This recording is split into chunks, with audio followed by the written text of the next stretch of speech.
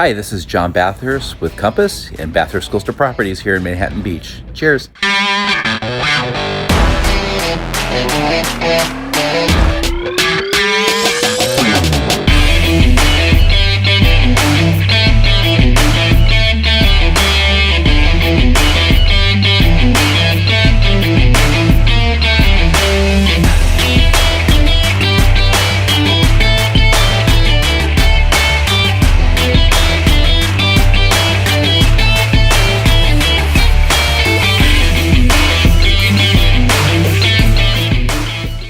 Thinking about making a move or investing somewhere outside the Los Angeles area? Maybe it's somewhere else in California, or maybe it's another city or state. Hi, I'm John Bathurst with Compass and Bathurst Coastal Properties here in Manhattan Beach. I'm going to be interviewing some amazing real estate agent partners throughout the country. Maybe places you'd like to invest or maybe move to. Coming to California, I cover the entire Los Angeles coastline, and I would love to help. I hope you enjoy the upcoming interview. Cheers.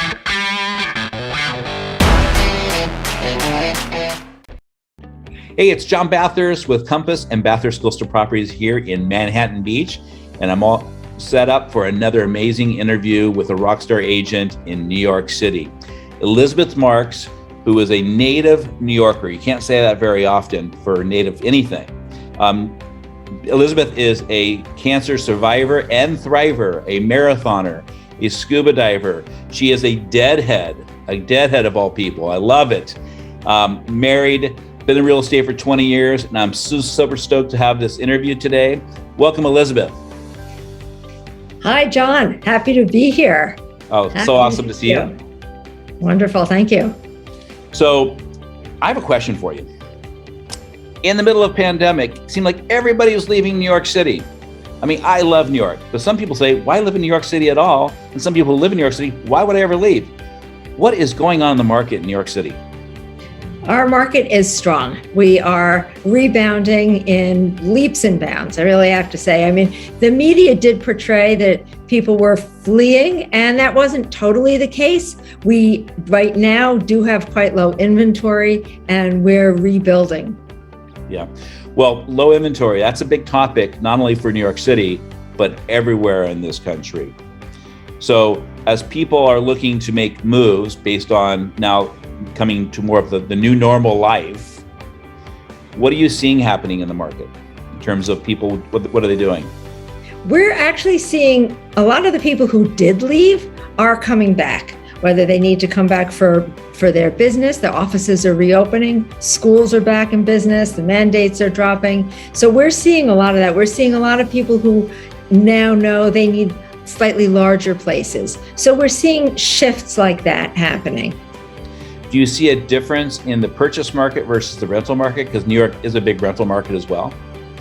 Absolutely. You know, that was one thing that really was hit hard. At the beginning of the pandemic, our rental market really suffered a big hit. The rental market right now is as tight as it could possibly be. So many people coming back, college kids coming back. So our rental market's really, really tight. And with the low inventory, it's hard for buyers to really find there's a lot of competition right now.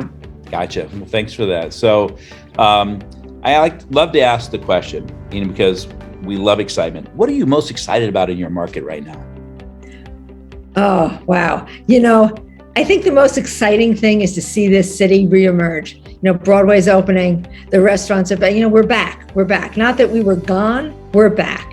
And we're seeing new construction that's now starting to close. We're seeing a lot of activity like that. We're seeing a big interest. And I think that's really the most exciting thing. Awesome.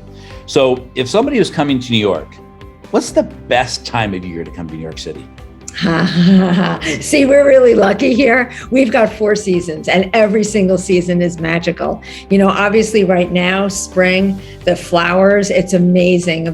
We've got gardens galore here. Central Park is amazing. But every season is Broadway season. Every season there's amazing things. For me, the first weekend in November with the New York City Marathon, you want to party in all 5 boroughs, that's the time to come. But saying that, Christmas time is, the December holiday season here is spectacular. It's beautiful. So every single season has something magnificent. Yeah. I visited New York quite a bit over my life. And one of my favorite times of the year, I mean, you're right, the 4 seasons are awesome. I always really liked the spring season before it got too hot and too humid. When, like I said, all the green started coming, everything, all the tulips on Park Avenue, people, more activity out Central Park and just everywhere. People took off winter coats and now they're in spring dresses and shorts and whatever, right? Yeah, it's that emerging. And I feel like it's right now it's so special because we have spent 2 years indoors. We've spent 2 years behind masks, behind, just having that whole emergence and coupling that with everything blooming. Yeah. Springtime is, the future is bright. Right. Awesome. You mentioned that the market's coming back in very quickly. What do you kind of just housing in general forecasting do you have in New York City? Obviously, there's all these questions going around the news about the housing market. Are we in a bubble? What do you sort of forecast what's happening in New York City over the course of the next year? Right now our numbers are ticking up. Even with the inventory as tight as it is, our numbers are ticking up. I think that spells growth. Real growth. Like I said, a lot of these big projects, these big construction projects that were on hold, whether it was the supply chain issues, are starting to close. So we're really seeing something good. Bubble, I'm not sure I'd talk about a bubble, but I do see an uptick. Yeah. Well, the media talks bubble, right? We in real estate know that lack of inventory and high buyer demand, there's no bubble. No bubble. Right? Not a bubble. So, do you have any concerns in the real estate market? Is there anything that sort of, whether it's interest rates climbing a little bit, or so the unrest over in Russia and Ukraine? I mean, is there anything that sort of concerns you about the market? Whenever there's unrest, political unrest, it does seem things do seem to slow down, which we really don't need right now. And I do feel that when people are coming into sales with an all cash deal, with non-contingency, no mortgage, it's actually, those seem to be the deals that are moving the quickest. And as the interest rates do tick upward, that is a slight concern. People are going to need mortgages. There's something, across the board though, there's so many different types of property here, the co-ops versus the condos. People see something like, $1,400 a square foot is sort of the average across Manhattan. There's a lot of property that is transacting below that. And there's also things that are way above that. So there's movement here and there's reason to buy. Gotcha. Well, you mentioned a lot of people are coming back to the city now, but listen, I love New York City. You love New York City. You're a native. Like, what is the number one reason people are moving back into the city as opposed to maybe being out on other boroughs or maybe out on Long Island or maybe not being in New York at all? Other than location, had to fit it in there. But, convenience, I think culture, as culture comes back, people want to be close to it. There's a vibrancy here that is nowhere else in the world. And as all of these big businesses, as their workers start getting back in the office, people recognize how easy it is to live here and what a delight to be able to walk to work, walk to culture. Everything's right here. It really is the capital of the universe, right? It is, that's what I say. It's the capital, it's the center of the world. I love New York City. So, a lot of people were leaving New York City, obviously in the pandemic, getting out of metropolitan areas in New York. Are people still leaving the city for other reasons? Are they going otherwhere else? And if they are, where are they going? We do see this. I think that's a natural thing. People move. I've seen people move to the West Coast. There's been a lot of people moving down to Florida. And even from New York City, we have areas right around us where people have always had second homes. So during the pandemic, they went and stayed in their second homes. And some of them have said, yeah, I'm going to stay here. And others have said, yeah, better as a second home. I need to get back. Not enough going on. It's too quiet. So they need to come back where they can really fill up with the culture and the vibrancy. Yeah, it is tough to replicate the energy that you get in New York City. I don't think you can do it. There's very few places in this world you can do it, and certainly very few places in the United States that have the diversity that we have. Right. To be able to go, even in the winter, you go to the botanical gardens in the Bronx, and then you can go to museum and then walk through Central Park on a beautiful afternoon. There's so much. Just walk up the avenues, the stores, the shopping. It's really special. So you mentioned diversity, and I always think about with diversity, I think about how many different parades are there in New York City annually? There's a lot. But right. For me, I'm like a broken record. The best parade is the New York City Marathon. It covers all 5 boroughs. And when you run the New York City Marathon, you're amazed. It really is an experience like nothing else, because running through each community, you get the flavor of that community. And the thing for me that every single year I'm so amazed is the generosity and the spirit and the way New Yorkers reach out to one another. Yep. And the way they reach out to tourists. No, I can experience or talk about that firsthand too. I've run New York City Marathon twice myself, and other marathons, but there's no other marathon and experience like the New York City Marathon. It is a bucket list, and mostly there are a lot of beautiful marathons. I can tell you there's some beautiful ones out on your coast as well. Right here, right now, there's nothing, and especially post-pandemic, the 2022 New York City Marathon is going to be back up to scale. That means 52,000 runners starting in Staten Island. So how exciting is that? Very exciting. It's been a while since I've done a marathon, maybe I think about 6 years. I don't know if I'll ever do another one again, but if I do, I certainly want to come to New York to do it. Excellent. Open arms. Yeah. So I know, we talk about, purchasing homes and affordability and different things. And it's tough to sort of nail down, like, what's the average, home cost in New York City, because there's so much variation going on there. But if you were, if somebody wanted to live in the city and they had, we'll talk about this in 3 levels. They had $1 million to spend, then we can talk about $2 million, and we'll talk about something much grander than that. But if somebody had $1 million to spend, what could they get in New York City, and where would you sort of start working with them in the city? Good question.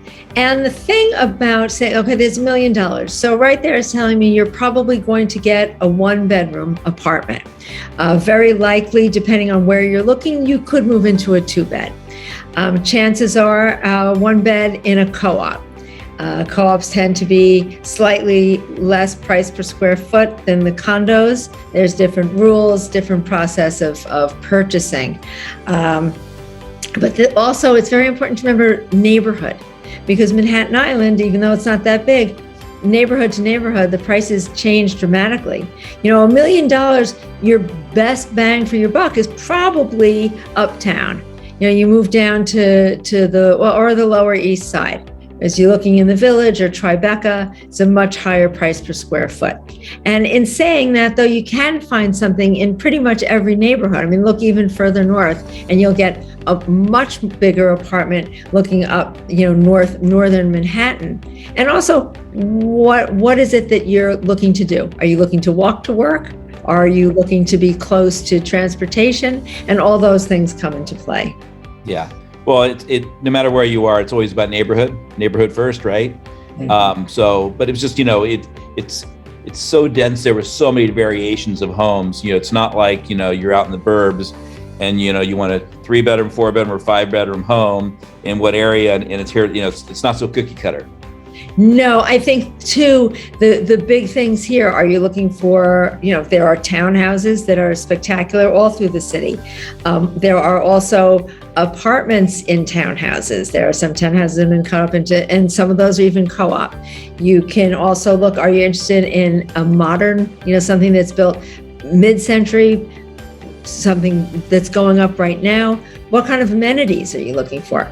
The amenities in a building really are what we're looking at, in terms of your price, because, building with a pool and a full gym, outdoor. Most people right now are really interested in outdoor space, whether it's private in their own apartment or if the building has, roof deck, a backyard, somewhere where people can get outside on their own. Gotcha. All right, now we're going to jump to 2 million. So does much change in terms of where you're going to be looking geographically wise? I know, again, it's all about neighborhoods and transportation, and you want to walk to work, take the subway, or however you want to do it. But would much change jumping from 1 million to 2 in terms of, 1 million to 2, you're going to get another bedroom. You're going to get more square footage. Okay. You will probably get more square footage on the Upper West Side than you would in Tribeca for 2 million. But you are still getting slightly, but you might get a very large 1-bedroom with a private outdoor terrace.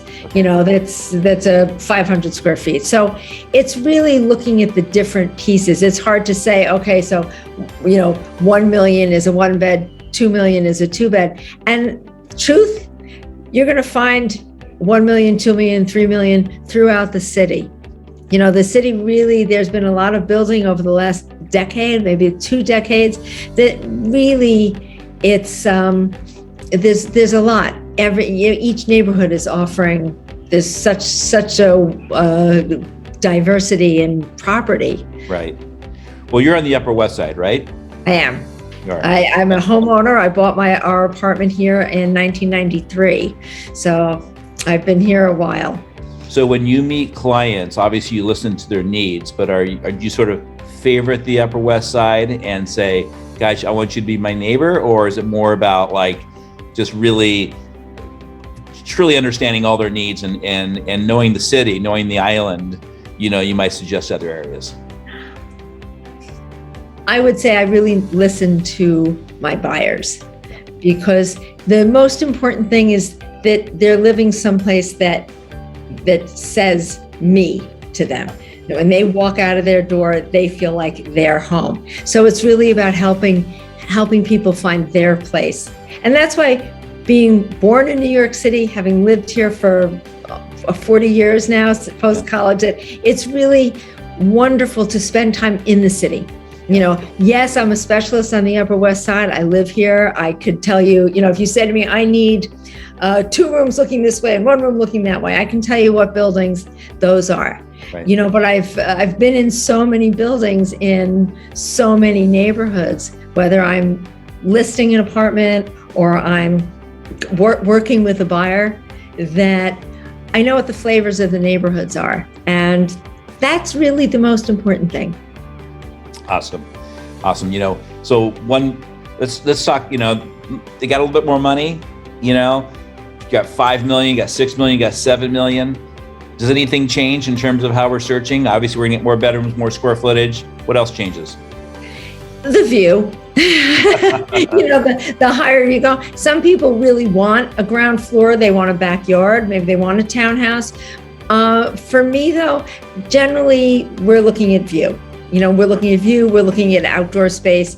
We're looking at a more sumptuous apartment. We're looking at more amenities. Gotcha. Cool. So I read, when we're in the middle of the pandemic, right, and people were leaving New York City, that the market wouldn't be back completely for maybe 5 years. And so I was talking to people about maybe possibly investing in New York real estate, because if the market dropped, it might be a great place to invest, because it's always coming back. It will always come back, right? Because New York City is New York City. Are you looking at really great investment opportunities today? And if so, what kind of investment opportunities are there? There's always an opportunity for investors. If it depends on if you're looking at commercial property, looking to purchase a residential building. Right now, the rental market is so tight that you'll probably do quite well if you're purchasing to rent. And in saying that, the market's tight. There's not an awful lot across the segments and really throughout the 5 boroughs. Yeah. You've got to know what it is you want, and you really got to crunch your numbers. And so in my area, in Los Angeles, the coastal areas, anywhere up, from Malibu down to Santa Monica and Manhattan Beach, people don't get the cap rate. They don't get the cash flow. What they do is they invest in land with a fixture on it. Sometimes that fixture is a single family home. Sometimes it's a 3 or 4 unit, but really the appreciation over a long period of time is where they build great wealth. And maybe you're not getting the cash flow. You wouldn't invest in the beach area or coastal area or on a lake or on, if you're looking for great cash flow, because usually it's not going to happen. What kind of return are you looking at in New York City? I don't have precise. Well, the question is there good cash flow depending on, not putting all cash down, but is it more about cash flow, or is it more about appreciation, or is it a combination? It's a combination. It's definitely a combination. And again, it depends on where you're located.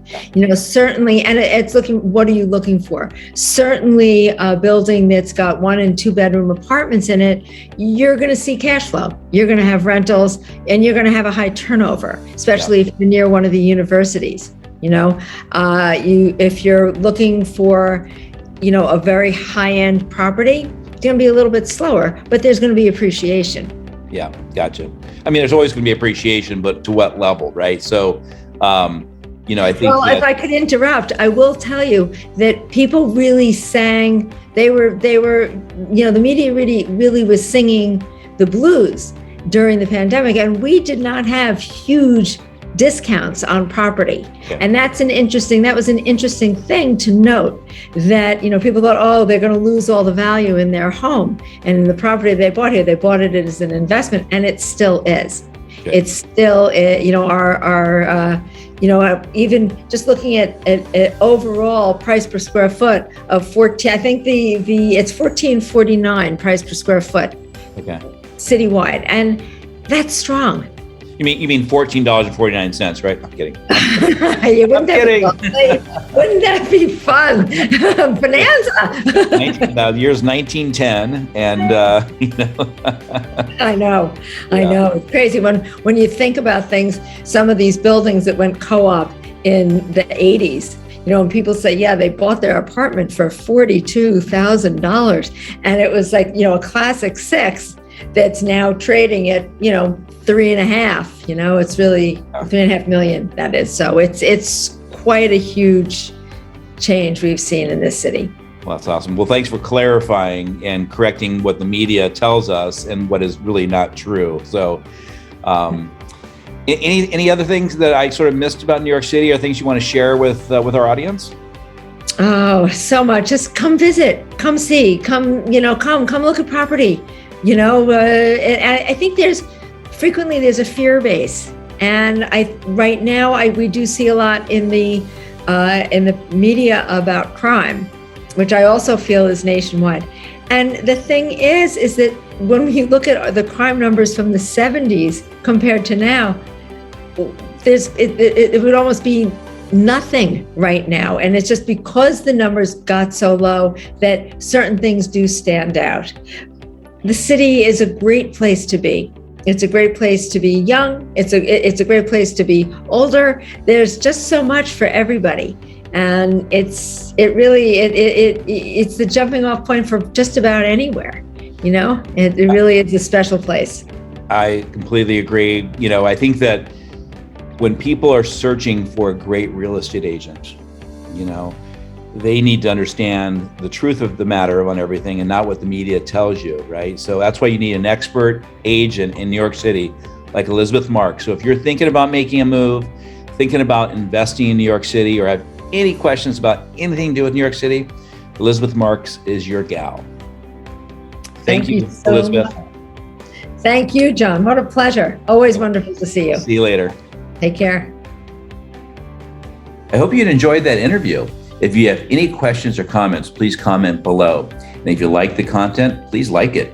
Please subscribe for further content that I'll be posting, and make sure you follow me on social media. Have an awesome day. Cheers.